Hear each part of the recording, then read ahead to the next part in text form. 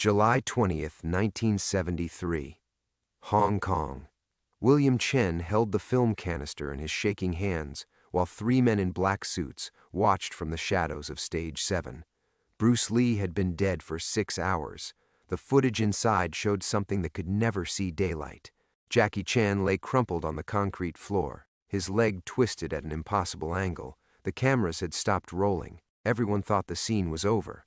But Bruce Lee did something that night that would have changed everything if the world had seen it. William was paid $10,000 to burn that film. He took the money. He destroyed the evidence. He kept his mouth shut for 50 years. But now someone else has a copy. Someone who knows what really happened to Bruce Lee. Someone who's been waiting for the perfect moment to destroy the lie that's defined martial arts history. Before we jump back in, tell us where you're tuning in from. And if this story touches you, make sure you're subscribed because tomorrow I've saved something extra special for you. San Francisco, present day. William Chen's arthritic fingers trembled as he set down his morning tea, the ceramic cup rattling against the saucer like his nerves against his bones. The email had arrived at 6:47 a.m., sender unknown, subject line empty. Just a single attachment and 5 words that made his blood freeze: "You didn't burn it all." The video file loaded slowly on his ancient laptop, pixels materializing like ghosts from a past he'd tried to bury. There it was, Stage 7, July 20th, 1973. The same footage he'd fed to the flames 47 years ago, watching Bruce Lee's final act of heroism turn to ash in a metal barrel behind Shaw Brothers studio. Except this wasn't ash. This was alive, breathing, damning. William's throat constricted as he watched Jackie Chan collapse again, the 19-year-old stunt performer's scream cutting through the Hong Kong night. Everyone had rushed to help, then stopped when the assistant director barked orders to clear the set. Everyone except Bruce Lee. The camera, hidden, forgotten, still rolling, captured what happened next. Bruce kneeling beside Jackie, not just offering comfort but sharing something else, something that made Jackie's eyes widen with understanding and terror. Bruce Lee was whispering about the poison. William slammed the laptop shut, his chest heaving. The apartment walls seemed to close in around him. Faded photographs of Hong Kong film sets, a lifetime of legitimate stunt work trying to wash clean the blood money that had bought this modest life in Chinatown. His landline rang, the old rotary phone his daughter always nagged him to replace, its shrill cry cutting through the morning silence like a blade. "Wei?" His voice cracked. "Mr. Chen?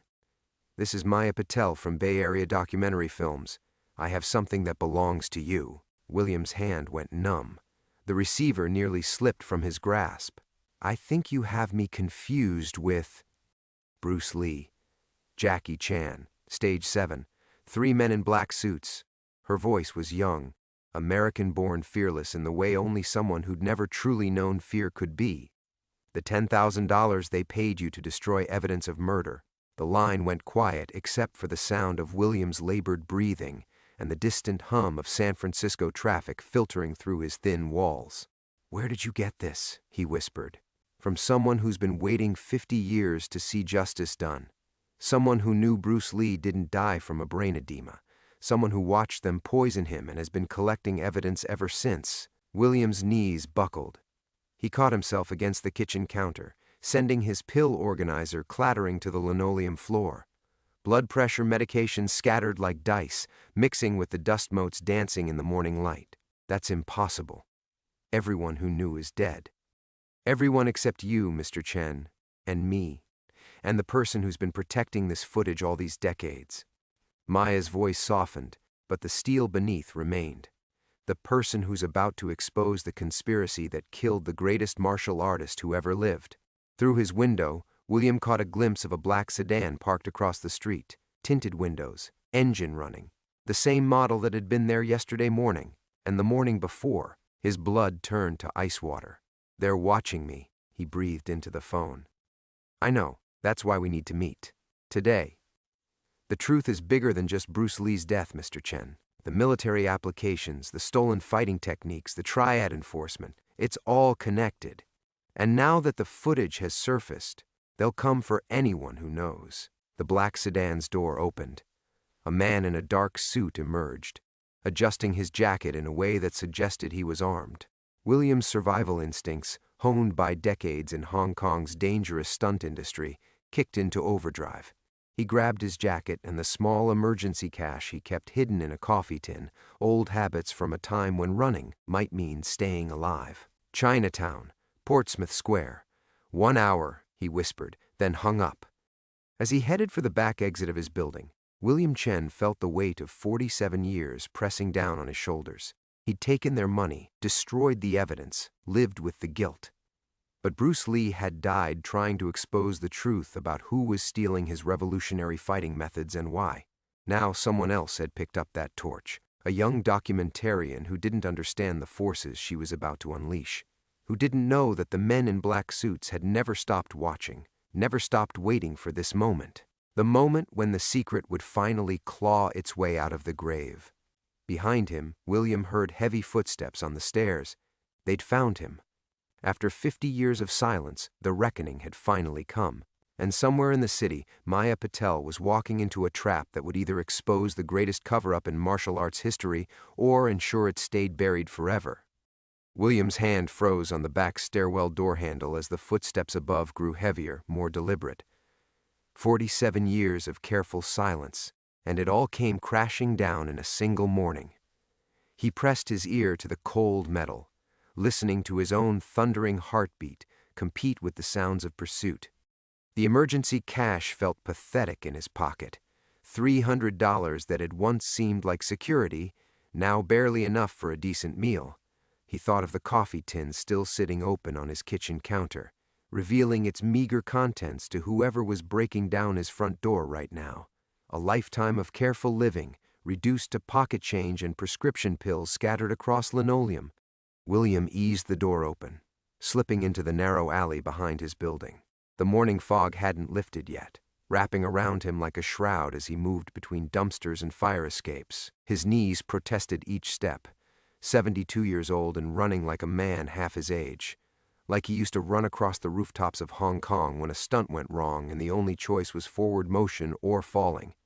The smell of jasmine tea and steamed pork buns drifted from Mrs. Wong's kitchen window above. She'd be preparing breakfast for her grandson, the way she had every morning for the past 5 years since William had moved into the building. The boy, Timothy, 8 years old, with gap-toothed grins and an endless supply of questions about Hong Kong movies. He'd knock on William's door after school sometimes, wanting to hear stories about Jackie Chan and Bruce Lee, begging to see photographs from the old days. William had always deflected, shown him pictures of legitimate stunt work instead. The boy's eager face would light up anyway, hungry for connection to a world that seemed impossibly glamorous from a cramped Chinatown apartment. Timothy represented everything William had tried to build in America: innocence, possibility, a future unmarked by the shadows of the past. Now those shadows were climbing his back stairs. Portsmouth Square was 6 blocks away through the heart of Chinatown. William knew every alley, every shortcut between Grant Avenue and Stockton Street. Knowledge earned through decades of morning walks to the herb shop, where Dr. Liu prepared his arthritis medicine, afternoon chess games with other old men who'd fled Hong Kong with their own secrets, evening grocery runs for the vegetables that reminded him of home. He ducked through the narrow passage beside Golden Dragon Restaurant, breathing in the familiar scents of black bean sauce and ginger. The kitchen staff was already prepping for lunch, the clatter of cleavers against cutting boards, the hiss of oil in hot woks. Sounds that usually comforted him, reminders of the life he'd built here, the quiet life, the clean life. The life bought with blood money. William paused at the edge of the alley, scanning Grant Avenue for the black sedan. His chest tightened as he spotted it turning the corner 2 blocks down, moving slowly like a shark testing the water. They knew his patterns, his routes, had probably been mapping his movements for weeks. A young mother pushed a stroller past him, chatting in Cantonese with her toddler. The little girl waved at William with sticky fingers, and he found himself waving back automatically. Such a small gesture, but it pierced his heart with unexpected force. When was the last time someone had looked at him with such uncomplicated joy? His daughter Jenny lived in Seattle now, called every Sunday out of duty rather than affection. Their conversations were careful things, discussions of weather and doctor appointments, neither willing to venture into deeper waters. She'd never known about Hong Kong, about the real reason he'd left, had never asked why a successful stunt coordinator would abandon his career at its peak to wash dishes in Seattle's International District. Some secrets were too poisonous to share, even with the people you loved most. Especially with the people you loved most. William's phone buzzed, a text message on the flip phone Jenny had insisted he carry for emergencies. From Maya Patel, running late. 20 minutes. 20 minutes to disappear into the maze of Portsmouth Square, to find a vantage point where he could spot both allies and enemies. 20 minutes to decide whether he was finally ready to stop running from the truth that had defined his entire American life. He thought of Bruce Lee's face in that hidden footage, not the confident movie star the world remembered, but a man consumed by desperate urgency, speaking words that had gotten him killed, sharing knowledge that powerful people would murder to protect. The black sedan was 3 blocks away now, stuck behind a delivery truck. William stepped onto the crowded sidewalk, allowing the flow of morning shoppers to carry him toward his destiny. Each step felt like walking through water, heavy with the weight of accumulated years and choices that could never be undone. Behind him, the sounds of his quiet life continued.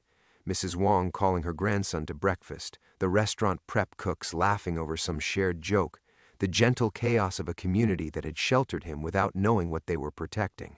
Ahead lay Portsmouth Square and Maya Patel and the reckoning he'd been avoiding for 47 years, the moment when silence would finally give way to truth. Portsmouth Square materialized through the lifting fog like a stage set from his past, pagoda roofs and morning Tai Chi practitioners moving in slow, deliberate circles. William found a bench near the playground where he could watch both entrances, his back to the brick wall of the community center. Old habits. In Hong Kong, he'd learned to never sit anywhere without knowing all the exits. The playground was filling with children, their laughter cutting through the morning air like music. A group of elderly men had claimed the chess tables, their intense concentration broken only by occasional bursts of Cantonese commentary. Normal life continuing its rhythm, oblivious to the storm gathering around them. William checked his phone. 9:47 a.m. Maya Patel was now 3 minutes late. A young woman emerged from the Stockton Street entrance, mid-20s with long black hair and the confident stride of someone accustomed to being the smartest person in any room.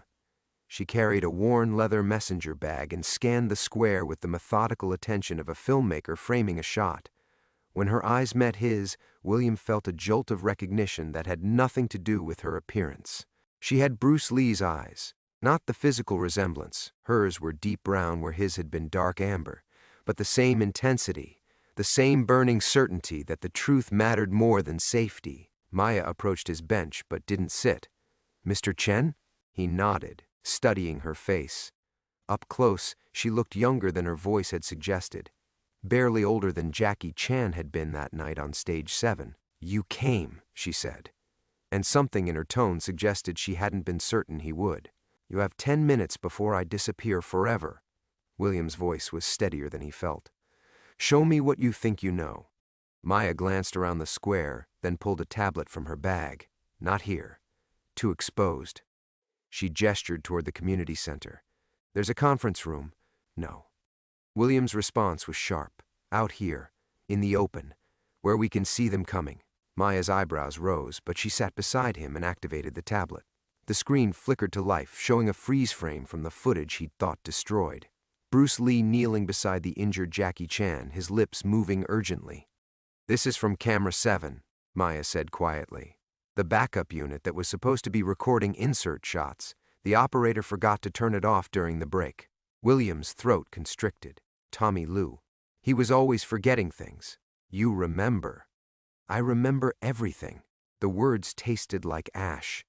"I remember Tommy finding the footage 2 days later. I remember the men in suits who came to collect it.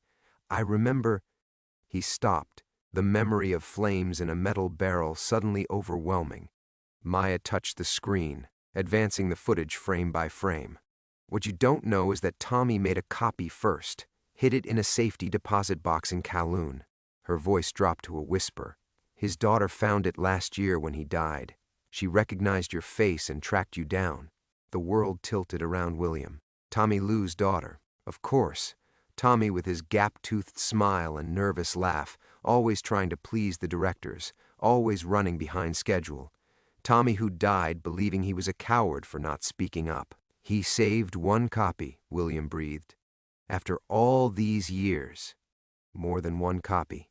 Maya's fingers moved across the screen. He kept documenting.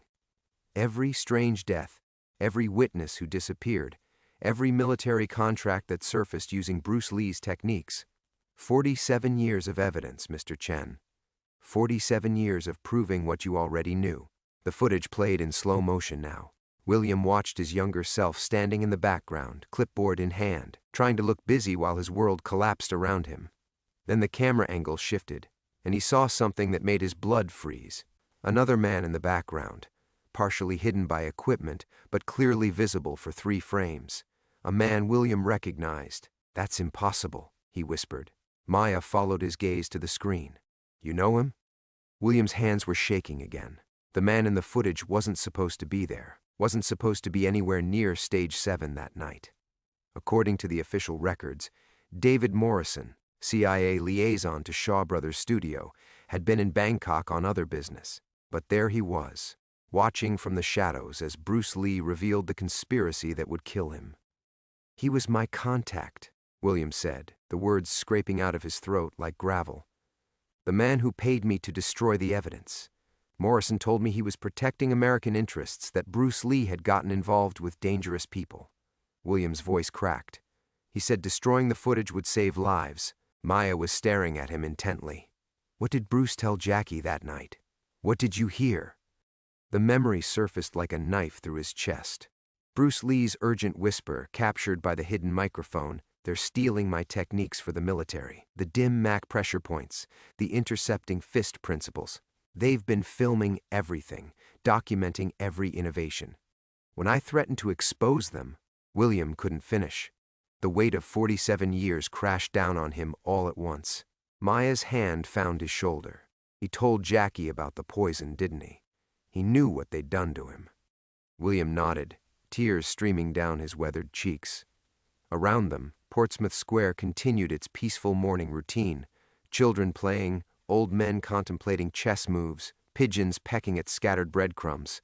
Life proceeding as if the ground hadn't just opened beneath his feet. Bruce Lee hadn't died from a brain edema. He'd been murdered for trying to protect his life's work from being weaponized. And William Chen had been paid to help cover it up by the very man who'd orchestrated the killing. The truth was finally free, and it was more devastating than he'd ever imagined. William stared at the tablet screen until his eyes burned, willing the image to change, to become someone else. But David Morrison's face remained frozen there, younger, sharper, watching Bruce Lee's final act of defiance with the cold calculation of a predator. "This can't be right." William's voice cracked like old leather. "I need to go home. I need to think." Maya's grip tightened on his arm. "Mr. Chen, we can't stop now. This footage proves... It proves I'm a fool who helped murder the greatest martial artist who ever lived." The words erupted from him, causing several chess players to look up from their games. William lowered his voice, but the pain remained raw. "I need time. I need to process this." He stood abruptly, his arthritis flaring in protest. The tablet slipped from Maya's hands, clattering against the bench. For a terrifying moment, the screen went black, and William thought they'd lost Bruce Lee's final testimony forever. Then it flickered back to life, Morrison's face emerging from the shadows like an accusation. 24 hours, William said, backing away from the bench. "Give me 24 hours. "We don't have 24 hours. Maya stood, desperation creeping into her voice. "People are already asking questions. Tommy Lou's daughter contacted me because she was scared.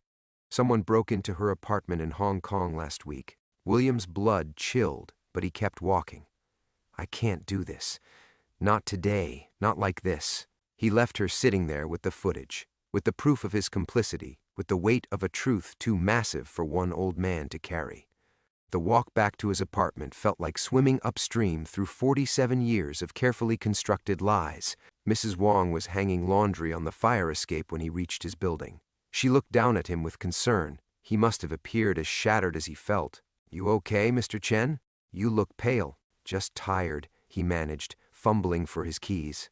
"Timothy keeps asking when you'll show him more pictures. Maybe this weekend?" The innocent question hit him like a physical blow. Pictures. Of course, Timothy wanted pictures. Every 8-year-old boy dreamed of kung fu movies and legendary heroes. How could William explain that he'd helped destroy the greatest hero of them all? "Maybe," he whispered, and escaped into his building. His apartment felt different now, smaller, more fragile. The scattered pill organizer still lay on the kitchen floor where he'd dropped it during Maya's call. William knelt carefully, gathering the blood pressure medication that kept his damaged heart beating. Each pill felt like a small defeat, another reminder of how thoroughly broken he'd become. The phone rang. William stared at it, knowing he couldn't answer. Knowing that whoever was calling, Maya, Morrison, the men in black suits, he wasn't ready to face them. After 4 rings, his ancient answering machine clicked on. "William." The voice was gravelly, unfamiliar, speaking Cantonese with a Hong Kong accent. "We know she found you. We know about the footage. You kept quiet for 47 years. Don't ruin it now." The line went dead. William sank into his reading chair, the same thrift store recliner where he'd spent countless evenings trying to forget the past. But the past wouldn't stay buried anymore. It was clawing its way up through the floorboards, demanding acknowledgement. He thought of calling Jenny in Seattle, hearing his daughter's voice one more time. But what would he say? That her father was a coward who'd taken blood money? That the quiet life he'd built was constructed on Bruce Lee's grave?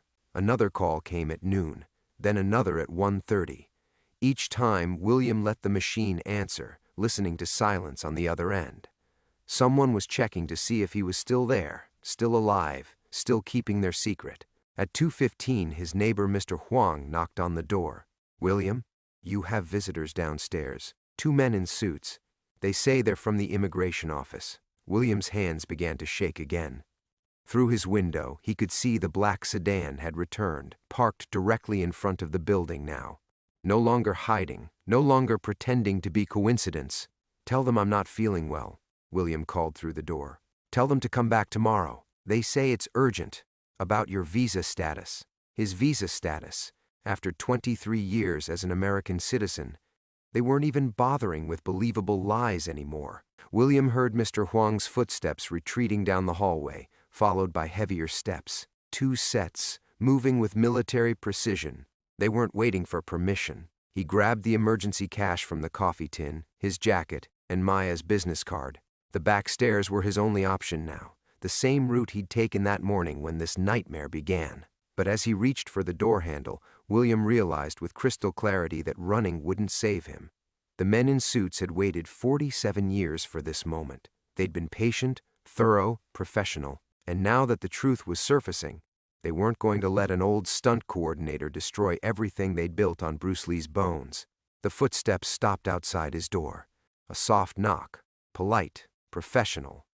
The kind of knock that preceded disappearances. William pressed his back against the door, feeling the vibration of their presence through the wood. 47 years of nightmares had prepared him for this moment, but his body betrayed him, knees weak, heart hammering against his ribs like a caged bird.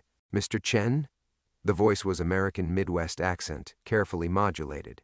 "We just need a few minutes of your time." Through the peephole, William could see 2 figures in identical dark suits. The taller one held a leather folder, fake credentials no doubt. The shorter one kept his hands free, professional stance that spoke of military training. They looked like younger versions of the men who'd visited him in 1973, carrying Morrison's blood money in a manila envelope.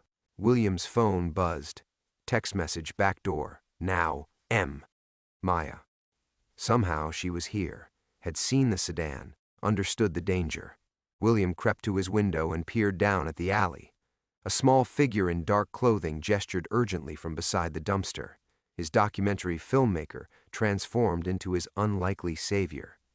"Mr. Chen, we can hear you moving around in there." The voice remained patient but carried an edge now. "This will be much easier if you cooperate." The door handle turned slowly. They were testing the locks, evaluating options. William had maybe 30 seconds before they decided to stop being polite. He grabbed his emergency bag, the one he'd kept packed for decades without admitting why, and moved toward the back window that led to the fire escape. His arthritis screamed in protest as he forced the warped frame open, but desperation made him nimble. The metal stairs groaned under his weight, each step echoing through the narrow alley like gunshots. There! The shout came from above. They'd heard him, were probably already moving toward the building's rear exit. Maya appeared at the bottom of the fire escape, slightly out of breath. "This way. I have a car." They ran through the maze of Chinatown alleys, dodging delivery trucks and startled tourists. William's chest burned, his legs threatening to buckle, but Maya's grip on his arm kept him moving. Behind them he could hear the measured footsteps of pursuit, unhurried, professional, inevitable. Here. Maya pulled him into a narrow passage between two herb shops, barely wide enough for their bodies. The smell of dried ginseng and bitter tea surrounded them as they pressed deeper into the shadows. William's breathing was ragged, each inhale like swallowing glass. "They'll find us. They always find us. Not if we give them what they want." Maya pulled out her phone, fingers moving rapidly across the screen. "I'm uploading everything to 5 different servers. The footage, Tommy Lou's documentation, Morrison's connection. In 10 minutes it'll be public." "No." William grabbed her wrist, surprising them both with his remaining strength. "You don't understand what these people are capable of. They killed Bruce Lee. They'll kill us without hesitation. Then we're dead anyway." Maya's eyes blazed with that familiar intensity, Bruce Lee's burning certainty reflected in her face. "The only question is whether we die as cowards or heroes." The footsteps were closer now, methodically checking each alley. William could hear them speaking into radios, coordinating their search. Professional, thorough, patient. "Tell me what Bruce said," Maya whispered urgently. "The exact words. Everything you remember." William closed his eyes, and suddenly he was back on stage 7, watching Bruce Lee's final performance. Not for the cameras, but for history, for truth. He said they'd been documenting everything. Filming his training sessions, recording his innovations, the pressure point techniques, the 1-inch punch, the philosophy behind Jeet Kune Do. Morrison's people were turning it all into military applications, teaching soldiers to kill with Bruce's teachings. Maya's fingers never stopped moving across her phone screen. What else? Bruce discovered the funding trail. Defense Department contracts worth millions. They were planning to franchise his techniques to armies around the world. William's voice broke. He told Jackie he was going to expose it all. Said he'd rather see his art die than watch it become a weapon. And then? The memory surfaced like poison in his throat. Bruce started convulsing, right there on camera. Jackie tried to help him, but Bruce grabbed his shirt, pulled him close, said they'd poisoned him. Dimethyl sulfoxide in his water bottle. It penetrates skin instantly, carries toxins straight into the bloodstream. Maya looked up from her phone, eyes wide. DMSO. It's odorless, tasteless, leaves no trace after metabolizing. Bruce begged Jackie to remember, to someday tell the truth. William's tears fell freely now. Then he collapsed. The medics came, but it was already too late. By the time they reached the hospital, the poison had done its work. The footsteps stopped directly outside their hiding place. Maya hit send on her phone just as the shadows at the alley entrance shifted, revealing 2 silhouettes against the afternoon light. "Game over, Mr. Chen," the American voice said softly. "Time to come home." William's blood turned to ice as the taller figure stepped into the alley. But something was wrong. This wasn't the calculated patience of a government operative. This was something else entirely. "David Morrison sends his regards," the man said, and William's world tilted on its axis. Morrison, alive. After 47 years of assuming his CIA handler had died or disappeared into the bureaucratic shadows, the architect of Bruce Lee's murder was still pulling strings. Maya's phone buzzed with a notification. Upload complete. But instead of relief, her face showed confusion, then dawning horror. "Mr. Chen," she whispered, staring at her screen. "The servers, they're all being wiped, every single backup. How is that even possible?" The shorter man smiled, pulling out a military-grade signal jammer. "Same technology we've been using since 1973, sweetheart. You think you're the first documentary filmmaker to try this? William's mind raced backward through the conversation, through Maya's sudden appearance in his life, through the impossible coincidence of Tommy Lou's daughter tracking him down across decades and continents. The pieces clicked together with sickening clarity. There is no daughter, he breathed. Maya's face remained perfectly composed, but something shifted in her eyes. William. Tommy Lou died alone. No family. No one to inherit his safety deposit box. William backed against the brick wall, understanding flooding through him like cold poison. You work for them. You've always worked for them. The mask finally slipped. Maya's passionate intensity, her righteous fury about Bruce Lee's legacy, all of it drained away, leaving behind the same professional coldness he'd seen in Morrison's men decades ago. My name isn't Maya Rodriguez, she said quietly. It's Agent Sarah Chen, NSA Digital Operations. And you're right about Tommy Lou, died alone, no family. But wrong about the footage. William felt the last 47 years of his life crumbling like sand. It's real? The recording? Oh, it's real. Tommy really did hide a copy, and we really did find it when he died.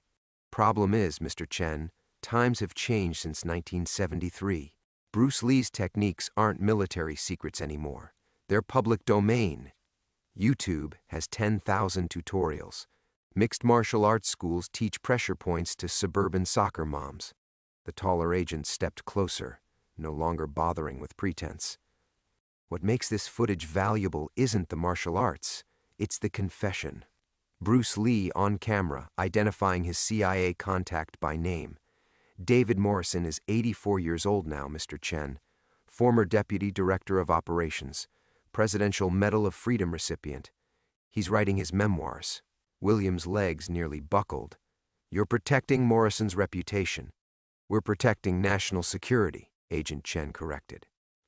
Morrison ran 17 successful operations in Southeast Asia, saved thousands of American lives. His legacy isn't going to be destroyed by one inconvenient murder from half a century ago. The shorter agent pulled out an envelope, manila, identical to the one Morrison had given William in 1973. Same deal as before, old man. Take the money, keep quiet, live out your remaining years in peace. And if I refuse? Agent Chen's smile was ice. You're 72 years old, Mr. Chen. Weak heart, high blood pressure, living alone. Old Chinese men die quietly in Chinatown apartments every day. Natural causes. Very sad. But something had changed in William during these last few hours. Maybe it was seeing Bruce Lee's final moments again, watching his hero's desperate attempt to protect his life's work. Maybe it was 47 years of carrying guilt finally reaching critical mass. No, he said quietly. The agents exchanged glances. They'd expected capitulation, the same broken compliance that had served their purposes for decades. Mr. Chen, Agent Chen said, her voice taking on a patronizing tone, you don't seem to understand your situation. I understand perfectly. William straightened his shoulders, feeling something he hadn't felt since 1973, dignity. You need me quiet because I'm the only living witness. Tommy Lou is dead. Jackie Chan was unconscious. The camera operators were paid off or eliminated. I'm the only one who can testify that Morrison ordered Bruce Lee's assassination. Testify to whom? The shorter agent laughed. You have no evidence. We just wiped your girlfriend's servers. The footage is gone. William smiled for the first time in days. A real smile filled with something that had been dead inside him for nearly 5 decades. You're right about the footage, he said, but wrong about everything else. You see, there's one thing Morrison never understood about Bruce Lee's philosophy. The master teaches by example, not just words. Agent Chen's professional composure cracked slightly. What are you talking about? Bruce Lee didn't just tell Jackie Chan about the conspiracy that night, William said, pulling out his phone, the old flip model that had mystified Agent Chen earlier. He made him promise to pass it on. Not to reporters or police, but to someone who would remember, someone who would someday have the courage to act. William's fingers found the speed dial, muscle memory guiding him to the number he'd memorized but never called.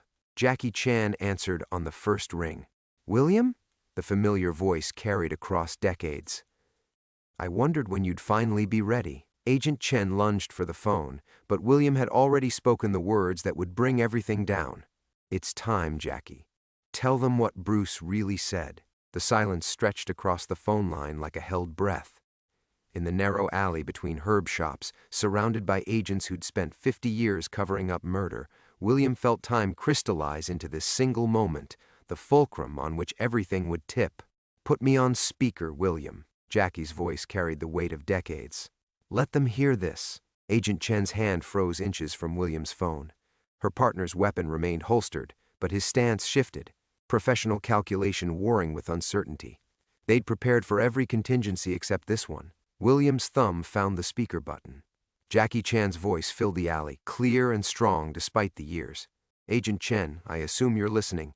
My lawyers are recording this call. So are my publicist, my manager, and representatives from the Hong Kong Film Archive.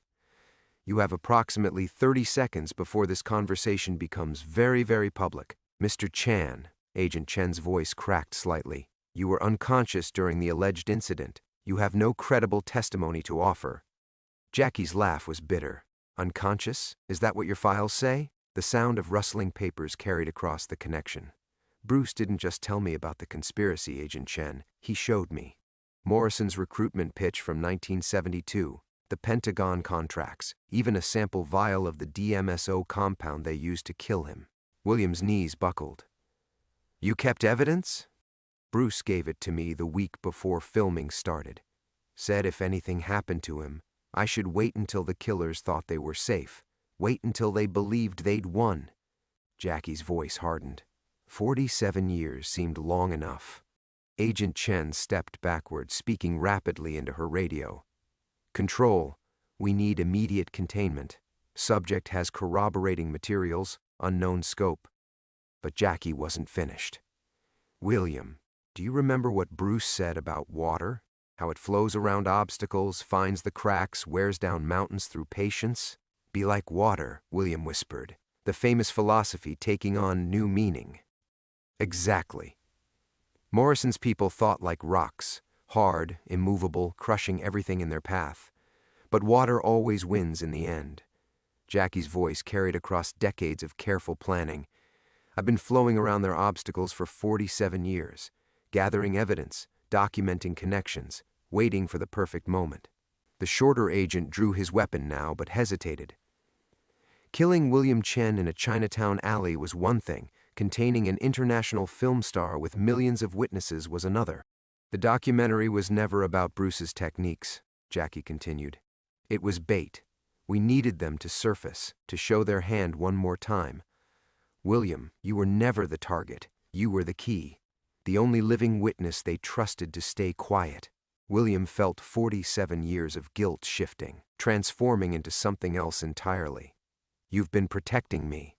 Bruce made me promise. You were just a technician, caught in something bigger than yourself. He didn't want you to carry his death alone." Jackie's voice softened. "But we needed you to make the choice, William. Had to be your decision to finally speak up." Agent Chen's radio crackled with frantic chatter. "Sir, we have a problem. Chan's people are already releasing materials. Morrison's name is trending on social media." "Trending?" Jackie's voice carried genuine amusement. "Agent Chen, 20 minutes ago I uploaded 47 years of evidence to every major news outlet simultaneously. Morrison's own memos authorizing Bruce's assassination, bank records showing the CIA payments, even the original unedited footage of Bruce's final day." William stared at his phone, understanding flooding through him. "The footage Maya showed me. Real, but incomplete. The full recording shows everything. Bruce naming Morrison, describing the poison, begging me to remember. It shows him dying while CIA operatives discussed cleanup protocols." Jackie's voice turned to steel. "It shows Morrison standing over Bruce's body, making jokes about dead movie stars." The agents were backing away now, speaking rapidly into multiple devices. Their careful 50-year operation was unraveling in real time, and containment was no longer possible. "But mostly," Jackie continued, "it shows what Bruce did in his final conscious moments. While the poison coursed through his veins, While Morrison's men thought they'd won, Bruce Lee used his last breath to teach one final lesson. What lesson? William's voice was barely a whisper. That truth is like water too, William. You can dam it up, redirect it, force it underground, but eventually, always, it finds its way to the sea. Agent Chen's phone buzzed. She glanced at the screen, her face going pale. Control confirms. Full media saturation. Morrison's been arrested. Operation is blown. William felt something break open in his chest. Not his damaged heart, but something deeper. 47 years of carrying death, and suddenly the weight was lifting. "Jackie," he said into the phone, "what happens now?" Now? Jackie Chan's voice carried the warmth William remembered from that young stuntman on Stage 7 before everything went dark. "Now we go home, old friend. Bruce is finally at peace." The agents melted away into Chinatown's shadows, leaving William alone in the alley with the afternoon light and the sound of his own liberated breathing. William stood in the alley, phone still pressed to his ear, watching the last shadow of Agent Chen disappear around the corner. The silence felt different now. Not the oppressive weight of secrets, but the clean emptiness that comes after a long fever breaks. "Jackie," he said into the phone, his voice barely steady. "I need to ask you something. I know what you're going to ask, William. Did Bruce—" William's throat closed around the words. "Did he forgive me? For taking Morrison's money? For staying silent?" The pause stretched long enough for William to hear his own heartbeat, the distant sounds of Chinatown continuing its ancient rhythms around them. When Jackie spoke again, his voice carried the full weight of 47 years. "Bruce never blamed you, William. Even as the poison took hold, even knowing he was dying, he kept saying, 'Protect the small fish. Morrison will use them and throw them away.' You were 25 years old, terrified with a family to feed. Bruce understood that." William's legs finally gave out. He slumped against the brick wall, decades of guilt pouring out of him like blood from an open vein. "I could have spoken up, could have told someone. And they would have killed you, then your wife, then your children." Jackie's voice was gentle but firm. "Morrison's people eliminated 7 witnesses in the first month after Bruce's death. We have the documentation now. Car accidents, suicides, one man who simply vanished from his apartment." Through his tears, William saw movement at the alley entrance. Not agents this time. Reporters, cameras, the inevitable media swarm that would devour this story and spit out headlines. But for once, he wasn't afraid of exposure. "The real footage," William said. "How long have you had it?" "Tommy Lou gave me a copy the day before he went into hiding. Made me swear to wait until the time was right." Jackie's voice carried a note of profound sadness. "Bruce believed truth had its own timing, its own season. Too early, and it gets buried again. Too late, and nobody cares anymore." William watched the reporters setting up their equipment, their hungry efficiency both familiar and surreal. 47 years of hiding, and now the whole world would know his face. "Jackie, I'm scared. I know, old friend. But look around you. Really look." William lifted his head, seeing past his fear for the first time in decades. The afternoon light was golden, warm on his face. The smell of herbs and tea from the surrounding shops was rich and comforting. Somewhere nearby, children were laughing. "You're free, William. For the first time since 1973, you're completely free." The first reporter spotted him, pointing excitedly to her cameraman. They approached with practiced caution. He was the story now, the last living witness to Bruce Lee's real final day. "Mr. Chen?" The reporter's voice was respectful, almost reverent. "I'm Sarah Kim from Channel 7 News. We understand you were present during Bruce Lee's final hours. Would you be willing to share what you witnessed?" William looked into the camera lens, that familiar black circle that had defined his professional life for so many years. But this time, instead of hiding behind it, he would step in front of it. Instead of capturing other people's performances, he would give his own. "Yes," he said simply. "I'll tell you everything." As the camera rolled, William felt something extraordinary happening. With each word, each detail of that terrible day in 1973, the weight he'd carried for 47 years grew lighter. The fear that had governed every decision, every relationship, every moment of his life, began to dissolve like mist in sunlight. He told them about Bruce's final fight, not with fists or feet, but with truth itself. About a young man who'd rather die than watch his art become a weapon. About Morrison's cold calculation and the price of silence. When he finished, the reporter's eyes were bright with unshed tears. "Mr. Chen, what do you hope people will remember about Bruce Lee after this story comes out?" William thought about the question, about Bruce's philosophy and Jackie's patient justice and his own long journey from complicity to courage. "That he died exactly as he lived," William said finally, "fighting for what was right, even when it cost him everything." His phone buzzed with a text from Jackie. "Bruce would be proud, William.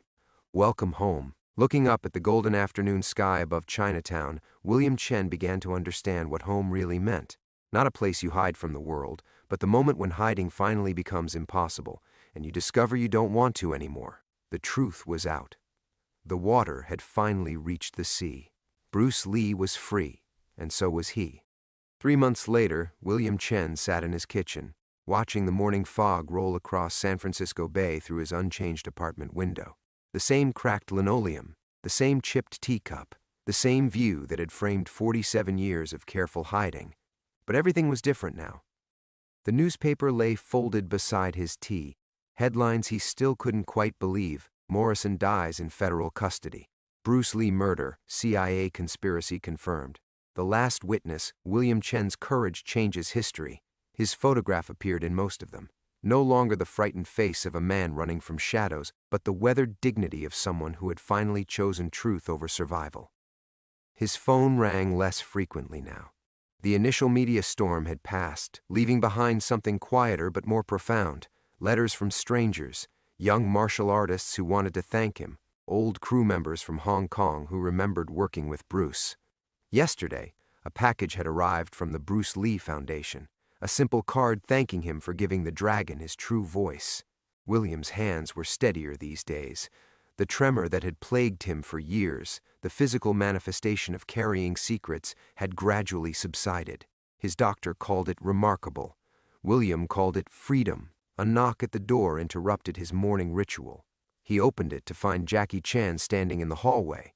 No entourage, no cameras, just an old friend keeping a promise.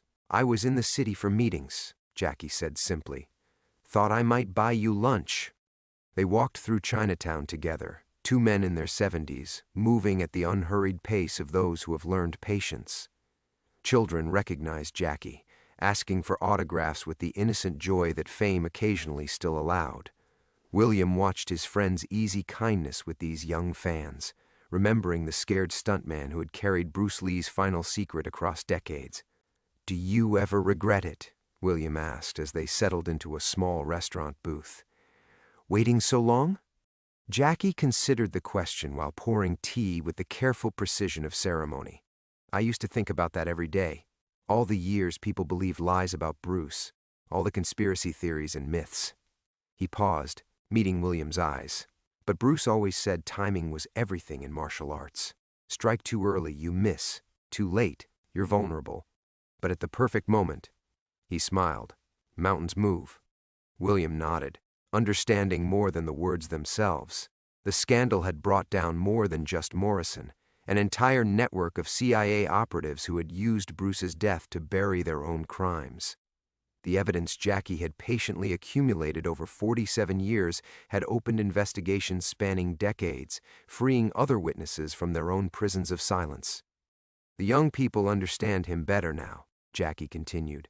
"Before, they saw Bruce as this mythical figure, this impossible standard. Now they see what he really was. A man who chose principle over survival, even when it cost him everything." William thought about the letters hidden in his kitchen drawer. Messages from film students and martial artists and ordinary people who had been moved by Bruce's real story. They didn't write to him about fighting techniques or movie magic. They wrote about courage, about standing up when it seemed impossible, about the choice between comfortable lies and difficult truth. After lunch, they walked to Portsmouth Square, where old men played Shang-Chi beneath the afternoon shadows. Jackie had another meeting to attend, another piece of his carefully constructed life to maintain. But before leaving, he pulled something from his jacket, a small, worn photograph. "Bruce gave this to me the day before filming started," Jackie said, handing it to William. Said if anything happened to him, I should give it to the bravest person I knew. The photograph showed Bruce on set, not in his iconic yellow jumpsuit or fighting stance, but sitting quietly between takes, reading a book about philosophy. He looked impossibly young, unaware that he had only days left to live.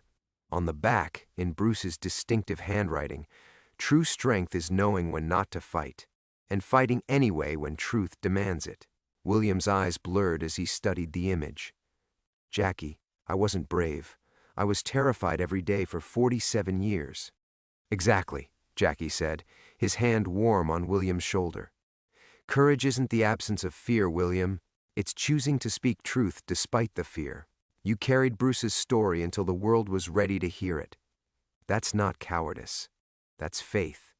As Jackie disappeared into the crowd, William remained on the bench, holding the photograph and watching the eternal rhythms of Chinatown continue around him. The afternoon light was golden, the same quality that had illuminated that alley 3 months ago when his long hiding finally ended. His phone buzzed with a text from a documentary filmmaker in Los Angeles, asking if he might consider consulting on a new project about Hong Kong cinema in the 1970s. William smiled, typing back a simple response. Yes, the water had reached the sea. But the sea, William understood now, was not an ending. It was where new journeys began.